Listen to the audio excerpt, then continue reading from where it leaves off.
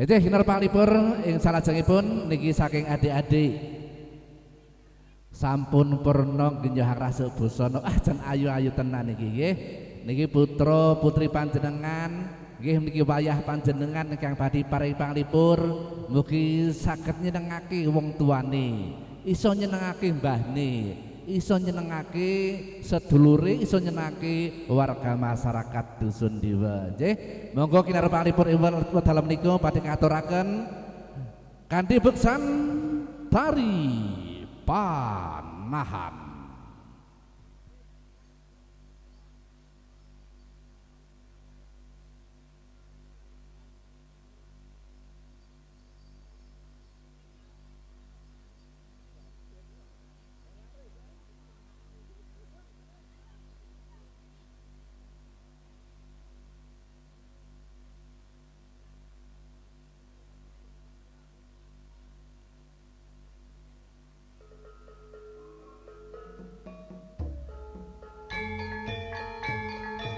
Ya tepuk tangan untuk adik-adik, untuk semangat putra putri panjenengan sedaya. Kanthi tari panahan.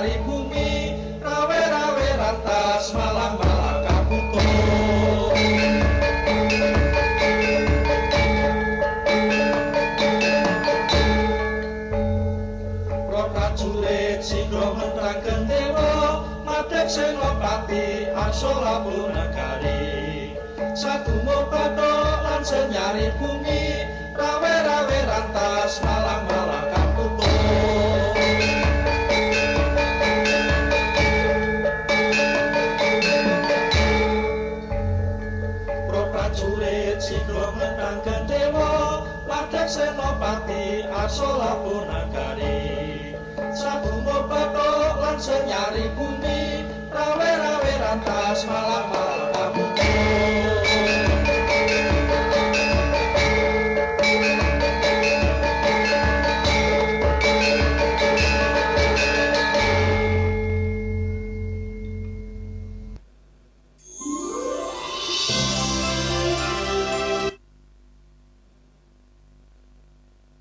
Oh, tepuk tangan untuk adik-adik. Utarane isih gitu masih ngenteni.